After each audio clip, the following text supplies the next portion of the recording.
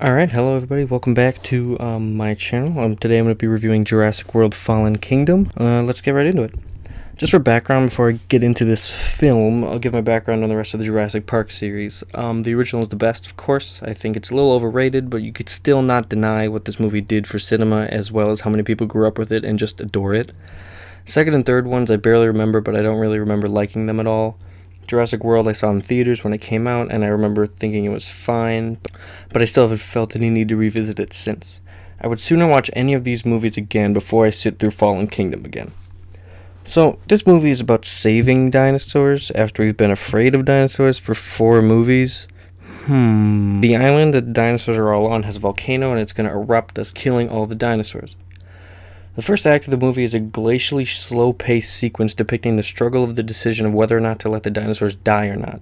Bryce Dallas Howard's character wants to save the dinos and gets a call from Rafe Spall's character who has a plan to save the dinosaurs and take them to a sanctuary. Now I'm going to talk about some things that were in the trailer. These elements would have made good plot points and kind of some twists and turns, but they were all in the trailer, so I don't consider these to be a spoiler, but Bryce Dallas Howard and Chris Pratt are double-crossed by Rafe Spall, who actually just wants to sell the dinosaurs.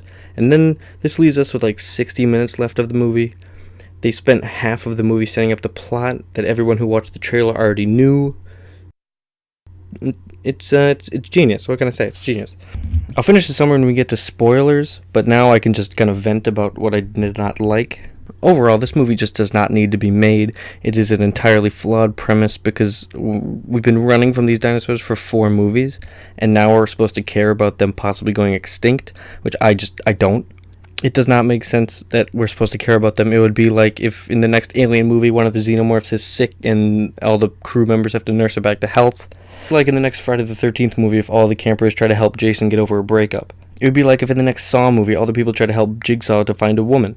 Is that enough examples? Do you get what I'm saying here? It doesn't make sense. So I took it upon myself to come up with something. Instead of just hating on this piece of garbage, I thought, Josh, what Jurassic Park movie would you make if given the chance? And I came up with my answer. I wouldn't. Because any good plot was already used in the first one, and there doesn't need to be all of these sequel cash grabs.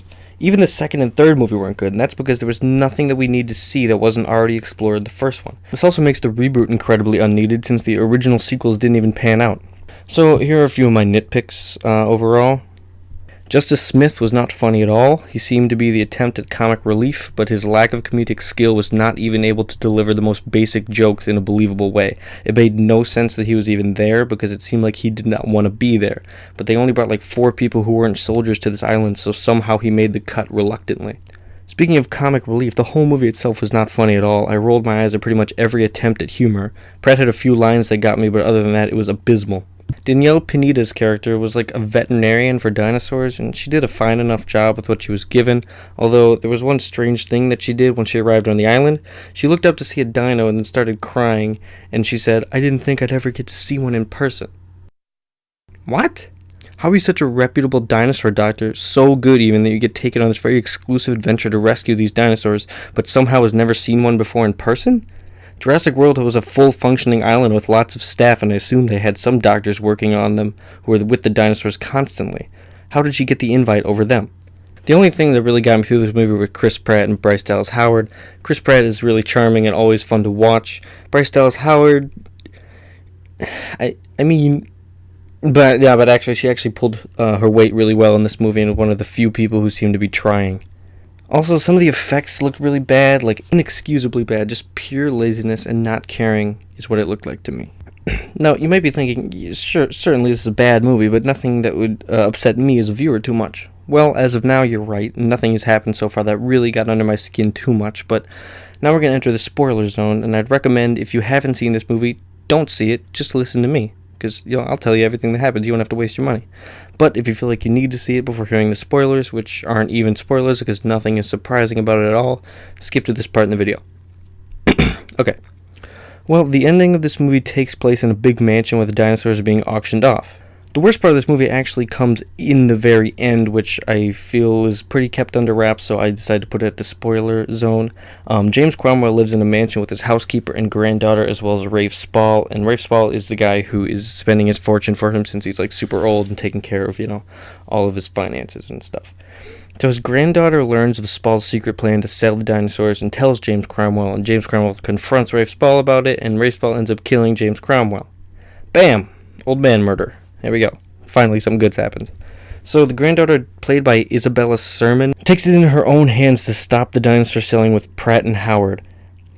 And they do, of course, and that would all be fine and good, but there's some weird thing that happens when Rafe catches all of them together and tells them she's not actually James Cromwell's granddaughter, but instead he made her as an exact replica of his daughter. I guess I could barely follow it even when they were shoving the explanation down my throat, but sure, okay, whatever, she's a clone, okay? So a little later, Bryce Dallas Howard has the choice to either let the dinosaurs die in the mansion or let them loose on the world. She chooses not to let them go and walks away in tears. The little girl presses the button to let them go and says, "I'm alive, so they should be too." What? Just because you were created in a lab just like the dinosaurs doesn't mean you both should get to walk the earth. You're a normal human, and they're huge, monstrous dinosaurs that can kill people. And then the movie ends with Jeff Goldblum talking about how the entire world's going to have to adjust to living with dinosaurs. Pure insanity. I struggle to find anything about this movie that I really liked. I either hated something or just felt lukewarm on it, really. The only thing that really got me through it were the two main actors, Chris Pratt and Bryce Dallas Howard, who I felt were at least giving a somewhat decent performance. They were definitely trying with what they were given, but what they were given was not a lot. Other than that, I mean, the movie is competently well shot. There was nothing visually interesting, really, but at least, it did, some of the shots were in focus, they got that going for it, but nothing great. I would say don't see this movie, because if enough of you guys do, they're going to make another. Jurassic World Fallen Kingdom gets a 2 out of 10. Alright, thanks for listening. If you saw this movie and are now listening to my review, I'm sorry that you had to go through that, but thanks for listening anyway. I'll see you guys soon with another video. See ya.